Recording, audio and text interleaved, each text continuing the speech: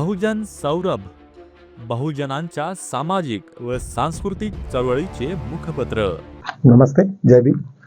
मैं advocate doctor Siddharth कामले, दैनिक बहुजन सौरभ का मुख्य संपादक। आज कुछ महत्व की कुछ चीज़ों को आपके सामने में मैं ले आया हूँ। आज राहुल गांधी का एक अलग सा एक सब्जेक्ट था उस ईवीएम के ऊपर में। उन्होंने कहा कि भाई बीजेपी की जान तब तक ही है जब तक ईवीएम है, जिस दिन ईवीएम खट गया तो पूरा बीजेपी खत्म हो जाएगा। ये बात सुनने को एक छोटी सी लगती है, लेकिन ये सच भी है कि जहाँ तक सवाल है चीफ इलेक्शन कमीशन का, जितनी भी इंफॉर्मेशन इन्होंने मांगी आज तक वो टालने में आई, दी नहीं। और किसी ना किसी बहाने से आज तो वहाँ पे अभी जो वहाँ पे चीफ इलेक्शन कमीशन है वो तो बहुत ही ज़्यादा अभी अग्रेसिव है। Not aggressive in the sense BJP को इतना फेवर कर रहे हैं कि वहाँ पे बोला कि भाई आपका ये दफ्तर यहाँ की जरूरत नहीं है, आप बीजेपी के कार्यालय में क्यों नहीं बैठते। यहाँ तक वहाँ पे इन लोगों के बीच में झड़प हो गई।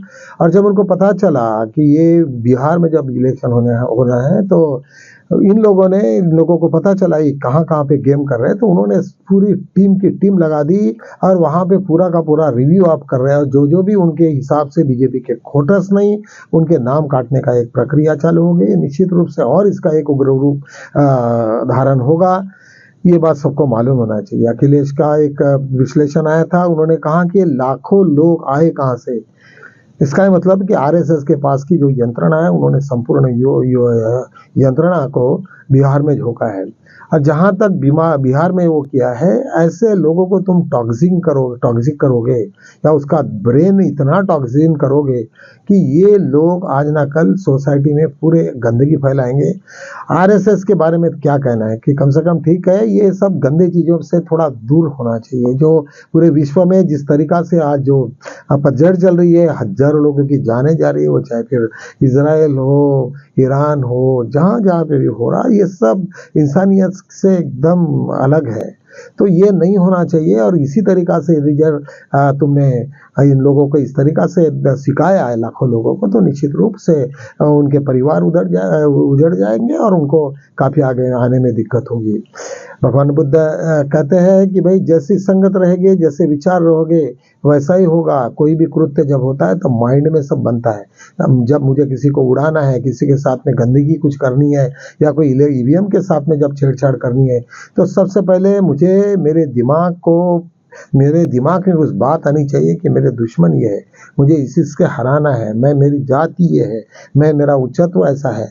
तो ये सब चीज़ों की जब तुम्हारे पास में बात आती है तो निश्चित रूप से वो तुम्हारे दिल में, दिमागों में इतनी जोर से नशा चढ़ जाती है उसकी, और उसका नशा का परिणाम होता है। और जब कभी पकड़े जाते हो तो संपूर्ण लोग जेल में जाते हुए दिखेंगे। आज ना कल ये सब जो गंदे काम करोगे तो उसका परिणाम भी उतना ही गंदा होगा। ये सब दुनिया का ये दस्तूर है, दुनिया को मालूम है। जहाँ भी नरसंहार हुआ वहाँ पे वही हाल हुए। वहाँ के पूरे सत्ता उन लोगों ने पलटा दी है। बांग्लादेश का एक अच्छा एग्जाम्पल तुम लोगों को मालूम है, चीफ इलेक्शन कमीशन को दौड़ा के मारा।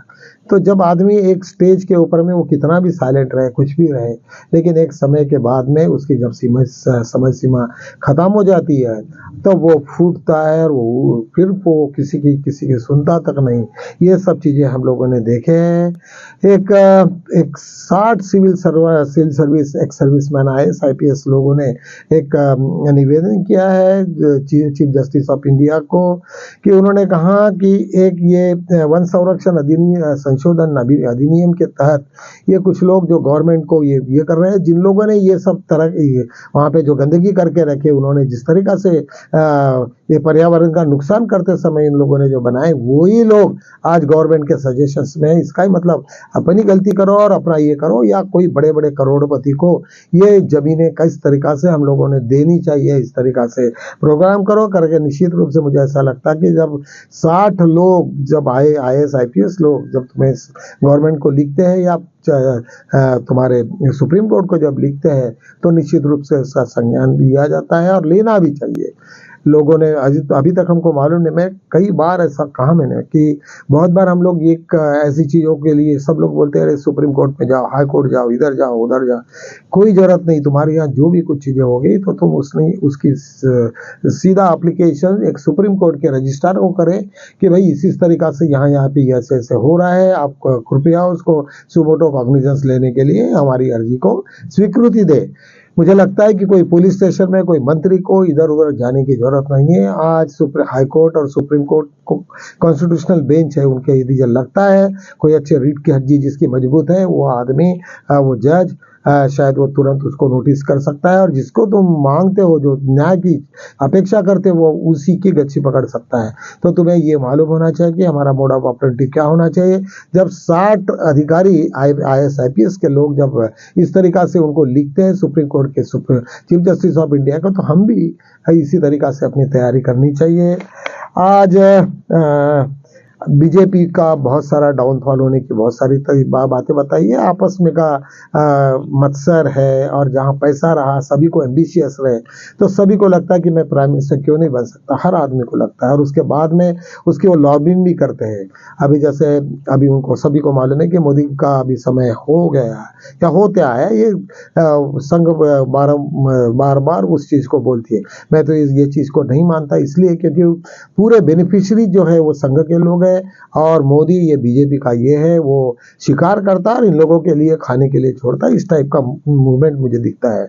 निश्चित रूप से वो मुझे नहीं लगता है कि मोदी को कोई गिराने की कोशिश करेंगे या उसको पुल डाउन करेंगे। यदि यार मोदी पुल डाउन होते हैं तो निश्चित रूप से पूरा बीजेपी बिखरा हो जाएगा और बिखरेगा और बहुत सारे गठ उसमें और नए निर्मित हो जाएगी। इवन तुम्हारा संघ भी नहीं बचेगा उसमें से। तो ये पूरा विधान का है, ये नेचर का, और ये होते रहता। हमने आज तक सब देखा है, जहाँ पे भी हुआ कई लोग उनमें से बड़े बड़े लोगों का एक दूसरे का अपमान करते, एक दूसरे को टॉन्टिंग करते। जब ये होता है तो उसका एक पूरा पर्टिकुलर एक समय होता है, जब वो एक आधा आदमी जो तुम्हारा लीडर वीक हो जाए, तब ये सब लोग अपनी अपनी बात को रखने की कोशिश करते हैं। एक इजराइल का एक अच्छा वीडियो आया सामने में, वो बहुत ही डरावना वीडियो है। एक वहाँ पे जो डॉक्टर है, एक उसका नाम है एक मारमन सुल्तान करके, वहाँ पे एक इंस्टीट्यूशंस का वो इंचार्ज था और इजराइल ने गाजा के कई डॉक्टर्स और बड़े बड़े लोगों को उन्होंने मार गिराया। नहीं मालूम क्या दुश्मनी है। और वहाँ पे अभी कार्डियोलॉजिस्ट केवल 2 बचे थे और दोनों में से भी ये एक था बड़ा नामी कार्डियोलॉजिस्ट था, उसको भी मार गिराया। क्या है उनके दिमाग में क्या नहीं, लेकिन अभी तक 600 लोग मरे। हमें लग रहा था कि इजराइल अभी खत्म हो गया होगा, लेकिन कोई खत्म नहीं हुआ। फिर दोबारा उन्होंने अपना मुंह खोलना चालू कर दिया और अमेरिका उसको सपोर्ट जो कर रही है इजराइल को। निश्चित रूप से अमेरिका के बारे में हम लोगों ने अच्छा नहीं बोलना चाहिए। मैंने पिछले वक्त कुछ वीडियोस में मुझे लग रहा था कि वो शायद डोनाल्ड ट्रंप वगैरह उसके थोड़े से सोच अच्छी होगी, लेकिन ऐसा कुछ भी नहीं है। पूरा इजराइल को जब भी कभी इजराइल के ऊपर में मार पड़ रही थी तब वो पूरे दौड़ के आए। फिर उन्होंने ईरान को डराया, धमकाया और युद्ध विराम जबरदस्ती से किया। आज वही लोग फिर दोबारा अपना ये कर रहे हैं, वही लोग उनको मदद कर रहे हैं। एक तरफ में अमेरिकन सरकार ने गाजा को काफ़ी हेल्प करने की कोशिश किया, लेकिन दूसरी तरफ में हवाई हमले भी हो रहे हैं। तो ये सब सिचुएशन को देखने के बाद में आदमी को बड़ा बुरा लगता है कि ये अमेरिका जैसा प्रगतिशील देश ये सब धंधे क्यों करते हैं, उन्हें क्या जरूरत आके पड़ी है। एक छोटी सी बात है तमिलनाडु की, वहाँ पे एक खंडित तथागत भगवान बुद्ध की एक खंडित मूर्ति मिली।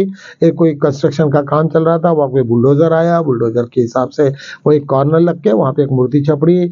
उसका नाइलम पंडू करके कुछ नाम है, थोड़ा सा डिफिकल्ट है प्रोनाउंसिएशन के लिए। वो 20 साल के पहले वहाँ पे मूर्ति छपड़ी, बहुत पुरानी है, लेकिन ये वहाँ पे कोई आर्कियोलॉजी नहीं गया, कुछ नहीं गया। ऐसे सिचुएशन में विदेशों में ऐसे कोई मूर्ति मिलती है तो वहाँ पे वो प्रेक्षणिक स्थल बन जाता है और काफ़ी लोग उसमें जाते हैं। लेकिन ऐसे टाइप में हमारे इंडिया में ये सब टूरिज्म्स को हम लोगों ने कभी निगलेक्ट किया करके आज हमारे देश में जो रेवेन्यू गरीबी जो है उसका ये भी एक कारण है। हमारे देश में काफ़ी टूरिज्म के बड़े बड़े स्पॉट है, बहुत ही भगवान बुद्ध की मूर्तियाँ हर जगह छपड़ती है। पूरे एशियन कंट्रीज हमारे यहाँ आ सकता है ये सब देखने के लिए, लेकिन ऐसा कुछ हो नहीं रहा। एक हमने जाते जाते देखा मैंने कि बॉम्बे हाई कोर्ट का एक अच्छा डिसीजन है, सुप्रीम कोर्ट का एक डिसीजन है कि मोटर व्हीकल एक्ट में अभी तक क्या होता है कि वो एक पेरेंट का जो ये था, वो जो गाड़ी चला रहा था 4 व्हीलर, वो रैशली एंड निग्लिजेंट चला के वो खुद ही गाड़ी को पलटा के मर गया। तो हाई कोर्ट ने कहा कि भाई तुम ही अपने आप को निग्लिजेंटली ड्राइविंग करा के अपने खुद को इंजरी किए तो तुम्हें कॉम्पेंसेशन कैसे मिलेगा। तो जो भी उनके लड़के जो लोग थे जिसको कॉम्पेंसेशन के लिए वो अर्जी की थी, हाई कोर्ट ने भी रिजेक्ट किया था, उसी के आधार पर सुप्रीम कोर्ट ने भी उसको रिजेक्ट किया करके आपको ऐलान है। जब भी कभी आप लोगों को मालूम चाहिए, जब भी कभी आप गाड़ी चलाते हो, कुछ भी करते हैं, तो अपने ईमानदारी से चलाओ, ढंग से चलाओ, सेफ्टी से करो, इंश्योरेंस का पूरा लो। नहीं कॉम्प्रिहेंसिव है तो बिल्कुल तुम थर्ड पार्टी इंश्योरेंस करो, व्हीकल्स को पर्टिकुलर रखो, पोल्यूशन हो या कुछ भी हो वो तुम्हें रखना पड़ेगा। क्योंकि मैंने देखा हूँ लंदन में वगैरह वो बहुत ही पर्टिकुलर्स है, तुम्हारे पास में एक भी डॉक्यूमेंट्स नहीं तो बहुत दुनिया भर के ये करते हैं। वैसे इंडिया में भी अभी फाइन्स का ये बढ़ गया, तुम रॉन्ग पार्किंग हो या और कोई छोटे मोटे ऑफेंसेस हो या हेलमेट हो, बहुत बड़ी पेनल्टी होती है, तुम्हें सबको मालूम है। तुम्हारे गाड़ी को जब भी कभी अभी जो नए नंबर आए, प्लेट आ गया, उसमें डिजिटल चिप्स है, तो निश्चित रूप से आप सब करिए। इन्हीं शब्दों के साथ में हम लोग यहाँ विराम करते हैं और कल मिलेंगे, तब तक के लिए